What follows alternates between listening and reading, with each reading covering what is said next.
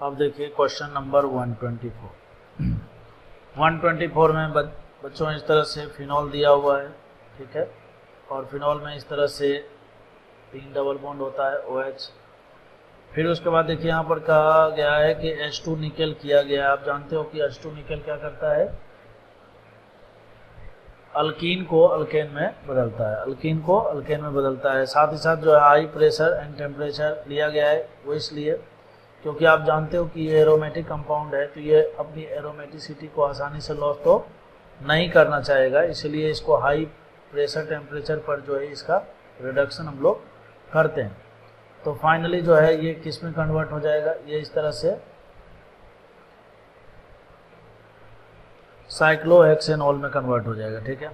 फिर उसके बाद देखिए यहाँ पर जो है कॉपर लिया हुआ है। कॉपर के साथ जब हम लोग इसको हीटिंग करते हैं तो आपको पता होना चाहिए कि ये जो है, एक तो देखिए क्वेश्चन में प्रॉपर वे में सब कुछ लिखा हुआ नहीं होता है ना, ये गलत बात है वैसे लेकिन ठीक है, हमें थोड़ा थोड़ा अनुमान भी लगाना होता है। IITJEE में ऐसा नहीं होता है, जो कुछ भी दिया हुआ होता है वो प्रॉपर वे में क्लियर कट दिया हुआ होता है। फिर भी कुछ चीज़ें मिसिंग होती है, तो आपका प्रैक्टिस इतना होना चाहिए, जैसे अल्कोहल है और कॉपर है, ठीक है, तो आपको पता है कि कॉपर के साथ जो है इसका हीटिंग करने से ये 1 डिग्री एल्डिहाइड में और 2 डिग्री कीटोन में बदलता है। खैर, तो ये B बन गया, ठीक है, तो ये A बना और ये B बन गया। अब NH2OH लेते हैं यहाँ पर, ठीक है, हाइड्रोक्सिल एमीन। तो हाइड्रोक्सिल एमीन के साथ लेने पर क्या हो जाता है, डिहाइड्रेशन होता है, डिहाइड्रेशन हो जाता है। और डिहाइड्रेशन किस प्रकार से होता है, तो ऑक्सीजन यहाँ का और H2 यहाँ का, और इस तरह से आपको जो है एक प्रोडक्ट मिलेगा, और ये डबल बॉन्ड N और OH, ठीक है। फिर जब हम लोग यहाँ पर एसिडिक मीडियम H+ लेंगे, ठीक है, तो ये क्या करेगा, यहाँ से प्रोटोनेशन करेगा, और प्रोटोनेशन करके यहाँ से जो है, प्रोटोनेशन करने के बाद जो है H2O लीव होता है। जैसे H2O लीव करेगा तो इस नाइट्रोजन पर जो है यहाँ पर क्या हो जाता है, पॉजिटिव चार्ज बनता है। और यहाँ पर आपको पता होगा कि एक बैकमैन रीअरेंजमेंट होता है। तो बैकमैन रीअरेंजमेंट में क्या होता है, ये वाला बॉन्ड टूटकर बच्चों यहाँ पर आ जाता है। वो इसलिए क्योंकि नाइट्रोजन हाईली अनस्टेबल हो गया है, तो ये बॉन्ड टूटकर यहाँ पर आ जाएगा। तो कुल मिलाकर 6 मेंबर रिंग जो है 7 मेंबर रिंग में बदल जाएगा। तो आप क्या कीजिए, 7 मेंबर रिंग इस तरह से बना लीजिए, ठीक, चलिए बना लिए। अब उसके बाद जो है देखिए 1, ये 2 हो गया, ये 3 हो गया, ये 4 हो गया। तो यहाँ 1 कर लेते हैं, यहाँ 2 कर लेते हैं और यहाँ 3 कर लेते हैं। जहाँ से बॉन्ड टूटा है वहाँ पर पॉजिटिव चार्ज, ठीक, पॉजिटिव चार्ज, और यहाँ पर डबल बॉन्ड हो जाएगा, ठीक है।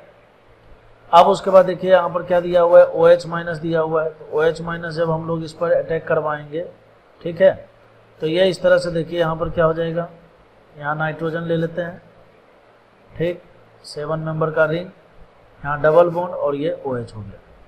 जब हम इसका टोटोमेराइजेशन करेंगे, तो टोटोमेराइजेशन करने के बाद क्या हो जाएगा, टोटोमेराइजेशन करने के बाद जो ये COH है, OH बॉन्ड दिख रहा है, ये C डबल बॉन्ड O में कन्वर्ट हो जाएगा, ठीक है। तो ये इस तरह से C डबल बॉन्ड O में कन्वर्ट हो गया। अब उसके बाद देखिए, इसके बाद कुछ पूछा नहीं गया है, बोलता है कि बताइए कि अब आगे जो प्रोडक्ट मिलेगा वो किससे रिलेटेड है। अब एक्चुअली में होता क्या है कि जब आप इसका हाइड्रोलाइसिस करेंगे तो ये यहाँ से टूट जाता है, ठीक है, और टूटने के बाद देखिए ये 1 2 3 4 5 6, ठीक है। तो आप क्या कीजिए, यहाँ पर 1 2 3 4 5 और 6 बना लीजिए, और इधर लगा दीजिए COH, और छठे कार्बन पर यहाँ पर लगा दीजिए आप NH2।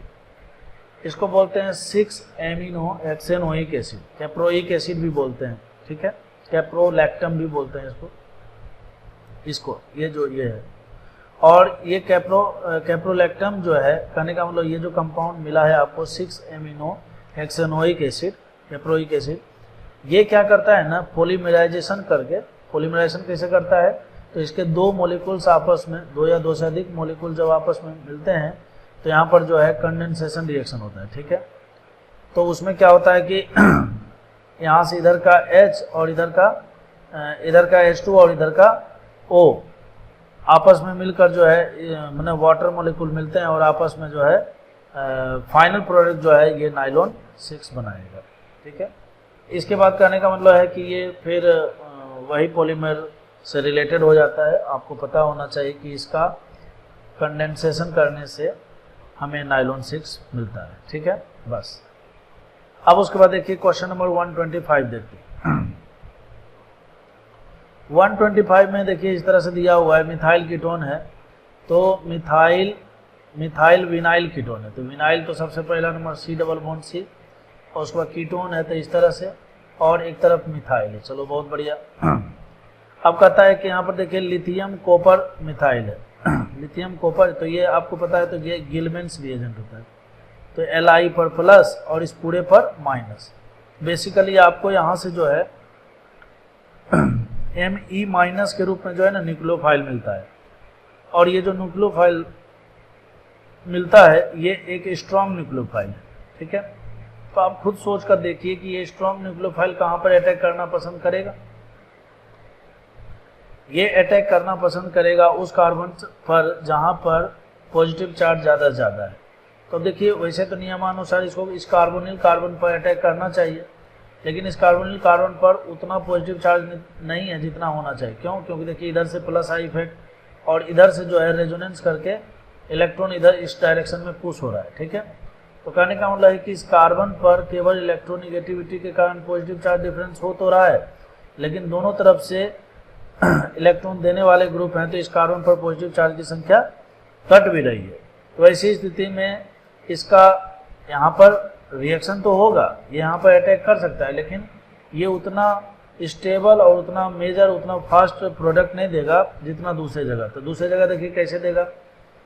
दूसरी स्थिति ये है यहाँ पर कि अगर ये रेजोनेंस करे, ये देखिए यहाँ पर एक कंजुगेटेड सिस्टम है, तो अगर ये रेजोनेंस करे तो देखिए इस वाले कार्बन पर पॉजिटिव चार्ज आ जाएगा। देखिए यहाँ पर पहले मैं लिख के बताता हूँ, C डबल बॉन्ड O और यहाँ से O माइनस। ठीक है, और ये देखिए मिथाइल, और यहाँ पर आ जाएगा पॉजिटिव चार्ज, और इस पॉजिटिव चार्ज के कारण जो है ये मिथाइल क्या करेगा, यहाँ पर इस पर अटैक मारेगा।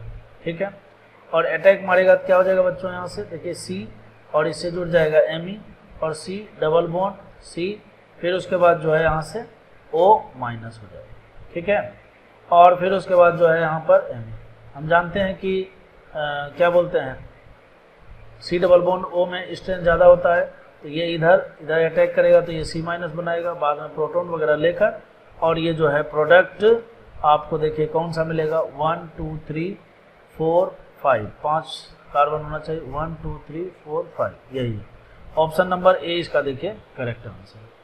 तो मैं उम्मीद करता हूँ आपको ये समझ में आया होगा।